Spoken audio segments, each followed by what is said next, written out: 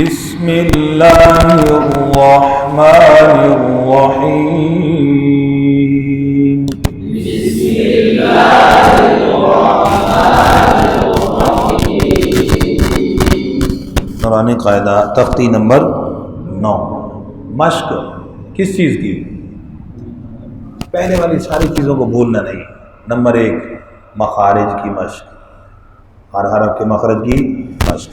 Number 2 حرکات کی مشق ہر تختی میں۔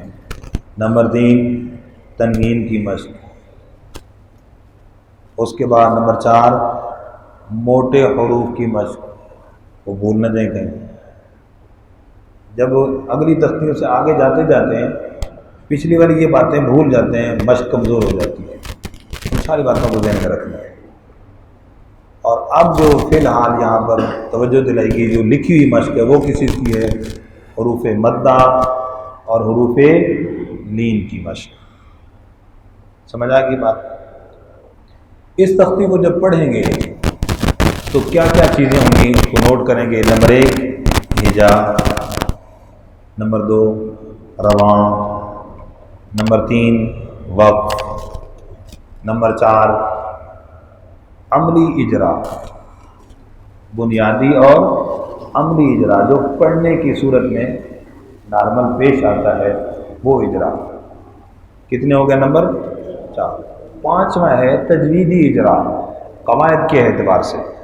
بچے کو قواعد کا پتہ نہیں ہے لیکن عملی اجرا کی صورت میں اس کو پتہ ہو کہ میں اس کو لمبا کیوں کیا، میں نے کتنا لمبا کرنا چاہیے، عملی اجرا۔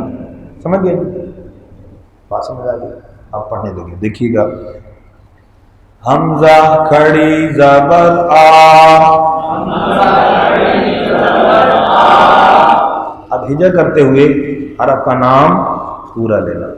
حمزہ کھڑی زبر آ جو نہیں، حمزہ کھڑی زبر آ، میم زبر ما،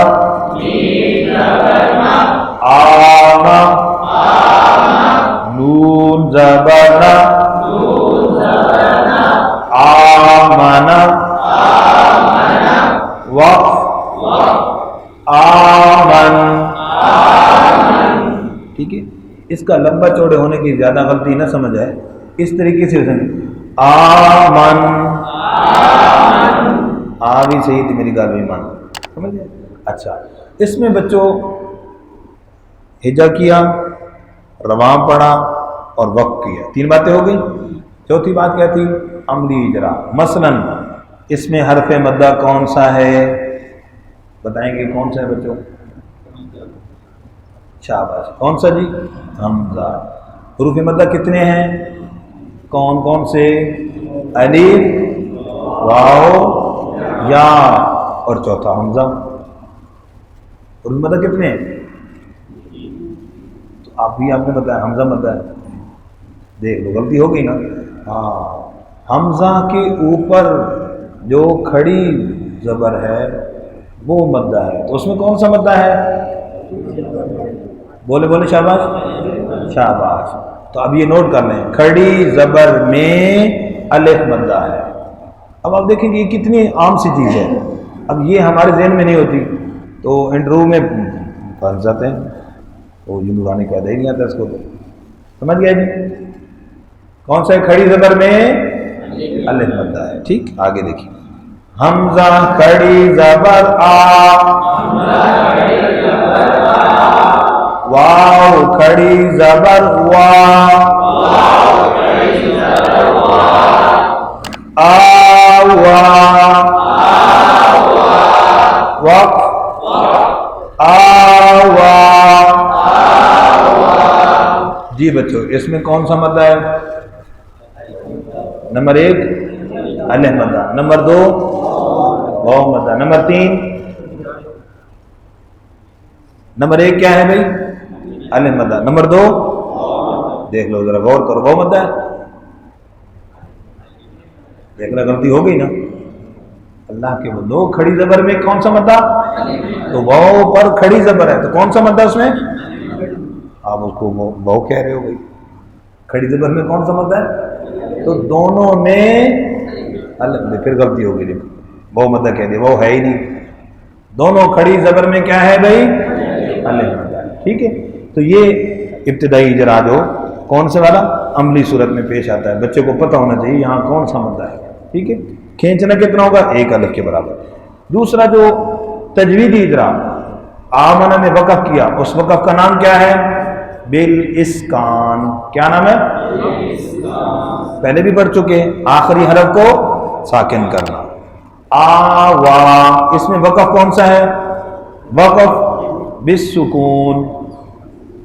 تعریف کیا ہے؟ آخری حرف پہلے سے ہی ساکن ہو، وقف کرنے سے پہلے ہی ساکن ہو. سمجھ آ گئی بات؟ شاباش. اور اس میں جو مد ہو رہی ہے آخر میں مد اصلی، حمزہ کھڑی زبر آ،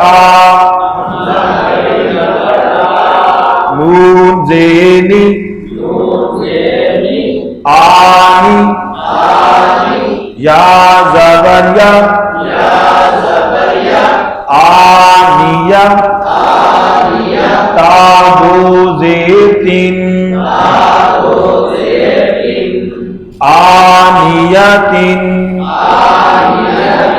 وقف آنیم.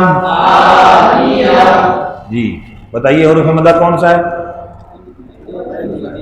اونچی آواز سے کہاں پر ہے بھائی؟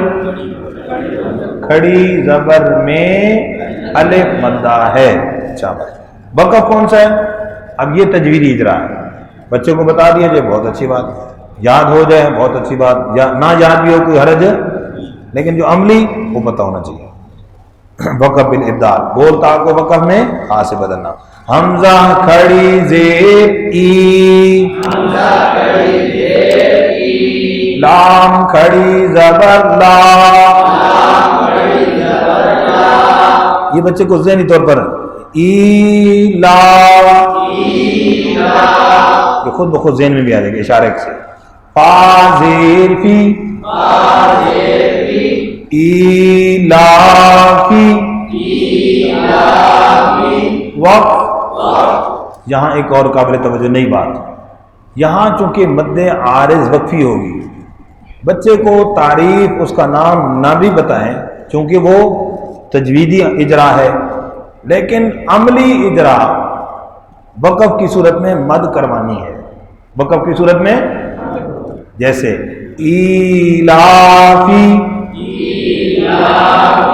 وقف ایلاف. یہ تھوڑا سا لمبا کرنا، بچے کیسے کریں؟ ایلافی وقف ایلاف. اب بچے کے ذہن میں مد ہے ہی نہیں، اس طرح پڑھ کے چلا جاتا ہے.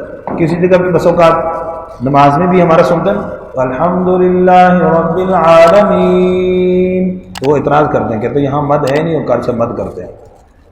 تو یہاں پر اب بچے کو عملی جب یہ چیز دی ہوگی تو انشاءاللہ اس کو اشکال پیدا نہیں ہوگا. بات سمجھ گئے جی؟ شاباش. حمزہ زبر یا ای،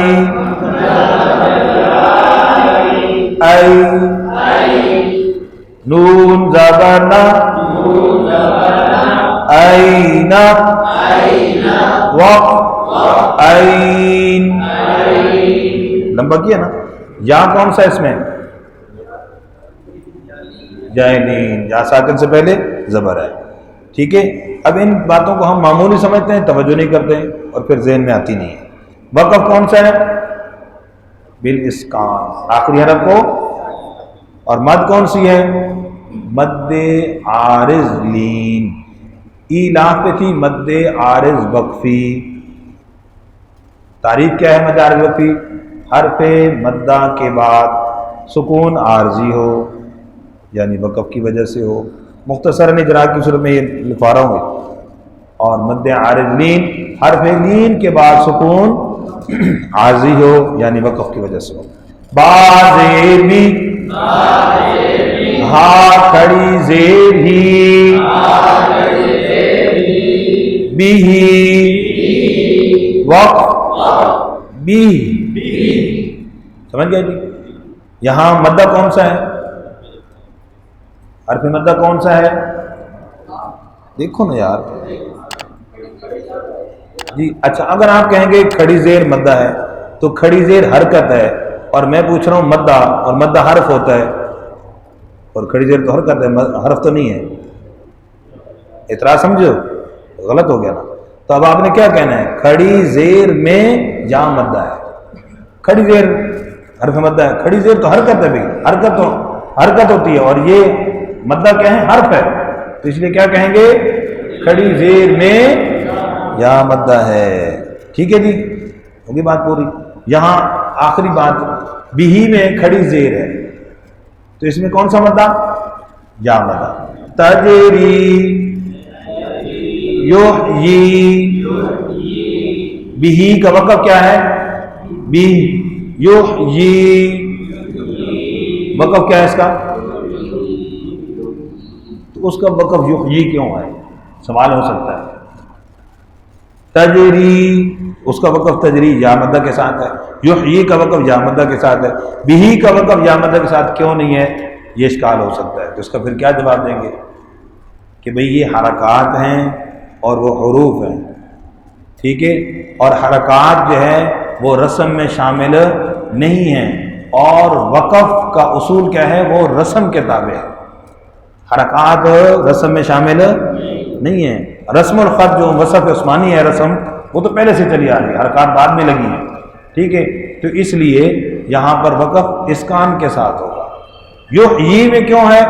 وہاں اصل ڈبل جاتی، اس کا علیحدہ قاعدہ ہے کہ تماثل پھر رسم کی وجہ سے جو حرف محذوف ہوتا ہے وہ وقف میں ثابت ہو جاتا ہے.